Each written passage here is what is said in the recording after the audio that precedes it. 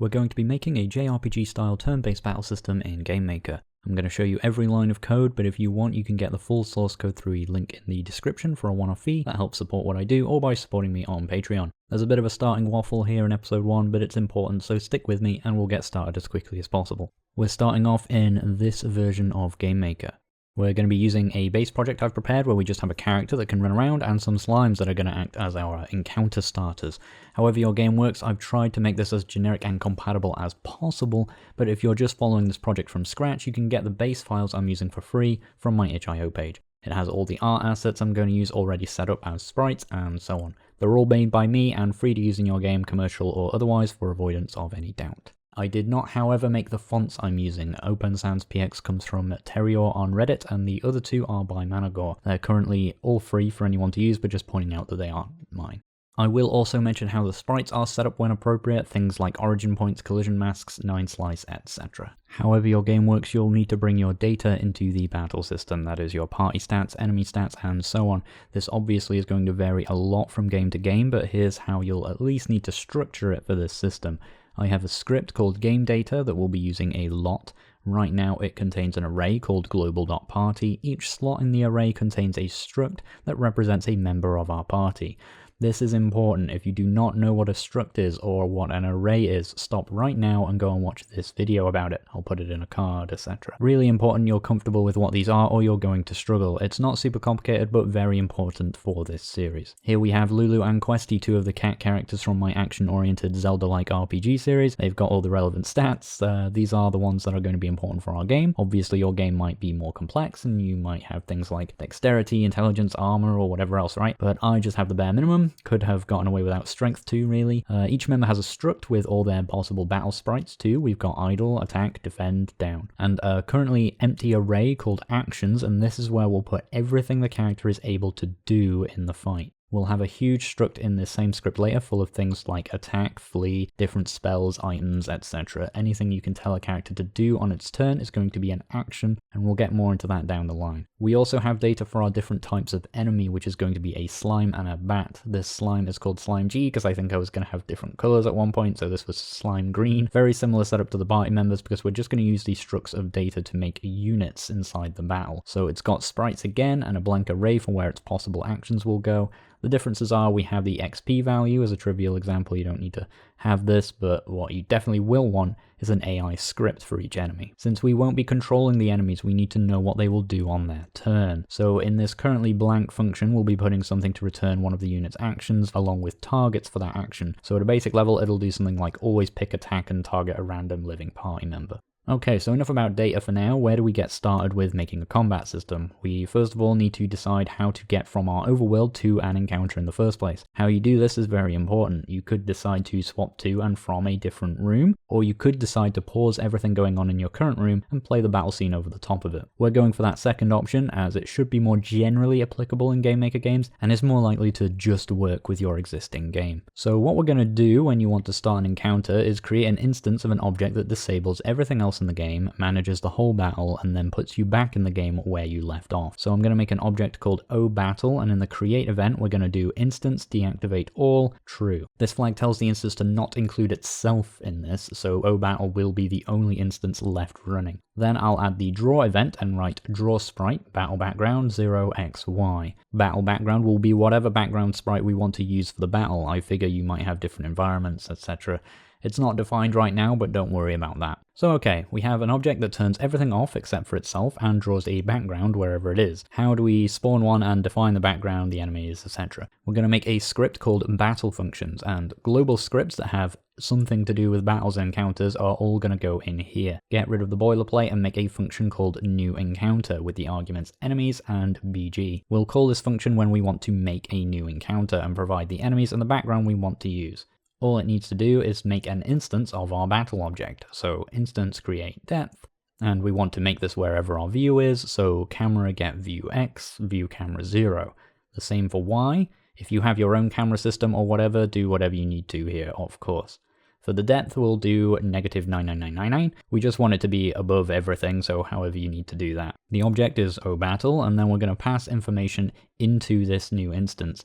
Open curly brackets here to provide a struct to the new instance. This will define variables in the instance prior to its create event. This is extremely useful because then we can use this information to set up things like the enemies and so on in the create event for the battle object. So we're going to make enemies equal our enemies argument, creator equal the ID of whatever instance called this function, so the slimes on the world map, so we know to destroy them later if we win or whatever. If this isn't relevant to you, you might not need it. And battle background is going to be our BG argument. Close the brackets, take a moment to make sure your brackets open and close correctly. That sort of thing catches me all the time. Okay, so now let's go to our slime object, or wherever in your game you want to start an encounter. We're going to add a collision event with our player object. We're then going to call new encounter. We need to provide enemies and then the background sprite. For enemies, we want to provide an array where each entry is a type of enemy. So if we want a battle with two slimes, we open an array with square brackets and write global.enemies.slimeg, comma, and then global.enemies.slimeg again. For the background, I'll put SBG field, which is this fancy background I made. Origin top left, as the battle is being made exactly where our camera is, which is tracked by its top left position in the room, not the center, remember that. Since we know the new object will disable all other objects, we don't need to worry about this event repeating itself, at least until the battle is over, but we'll get to that. We can try this now, just press F5, run into a slime, and boom, we should see this.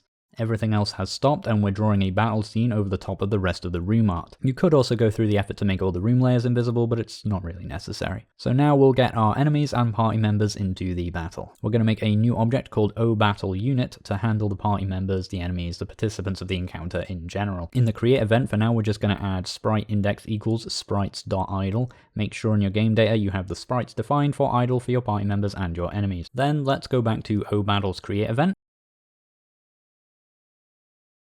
After disabling everything else, we need to set up the battle. We're going to make a blank array called units, and then we're going to create instances of oBattleUnit for each of our enemies and each of our party members. So let's start with enemies. We're going to make a for loop that goes over the array of enemies. We have a value called I that goes up by 1 each time. Okay, so we're cycling through that array of enemies we passed in and making a new battle unit for each one, putting its ID into an array called enemy units, and crucially, passing into that unit the struct for the enemy type. We'll position them vertically by using the I value of the for loop to increase the XY values a bit for each unit. These numbers I worked out through trial and error until they looked good enough. They're what's called magic numbers, hard-coded specific numbers that just sort of work. They're something you generally do want to avoid for good practice, but I'll be doing them a lot in this series to keep things simple, rather than spending tons of time making new variables and so on. It's fine to use this stuff sparingly though, try not to worry too hard. Either way, use whatever you like here, you don't have to use my numbers, you can just use them as a starting point. If you want multiple rows, you might want to do something with mod, but I didn't want to have to explain that. It is in the final source code, maybe I'll come back to it later in. The depth is set to the same depth as the battle object, -10,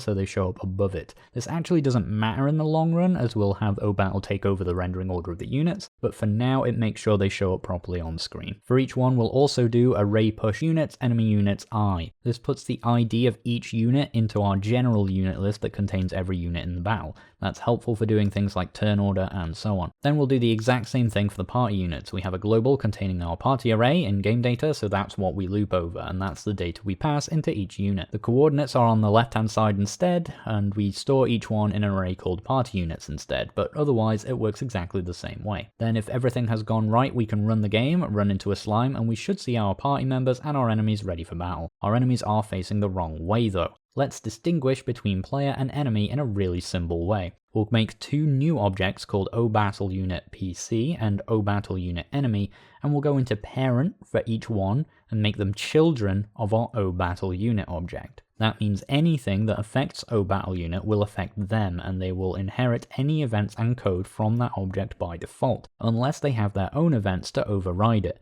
But we can also do both our parent's event and our own code like this. In oBattleUnit Enemy, we'll right click on the grayed out create event that it defaults to from its parent and click inherit event, which will give us our own custom event with the event inherited function. So that means we can have our own create event and call the original parent event at the same time. Beneath this function, we'll write image xscale equals -1 to flip the sprite horizontally. Back in OBattle, let's change the object we make for our units to OBattleUnitPC and OBattleUnitEnemy. Run that, run into a slime, and our enemies are now facing the right way. We can now distinguish easily between enemy and party member in our code, while they still share and inherit the same behavior and can be referred to as a collective, as they are still technically also instances of OBattleUnit. Let's wrap up by drawing some UI boxes over this messy bottom area just to tidy up a little. Pop into OBattle's draw event, where we'll write draw sprite stretched sbox with some magic number coordinates, and do the same thing again. Sbox is this little 16x16 sprite that we can stretch up to any size using a 9 slice. With this activated, we can split the box into 9 segments, which let it scale cleanly in any direction. See my video on 9 slice for more details, as this is the most basic implementation of this, but all you need to do here is make sure activate 9 slice is ticked and the purple lines are in the right place. Run the game, and we're off to a good start. Again, the source code for every episode and the final game is available below for Patreon supporters and anyone willing to pay a one-off fee. Hope that was helpful, and I'll catch you all again in episode 2.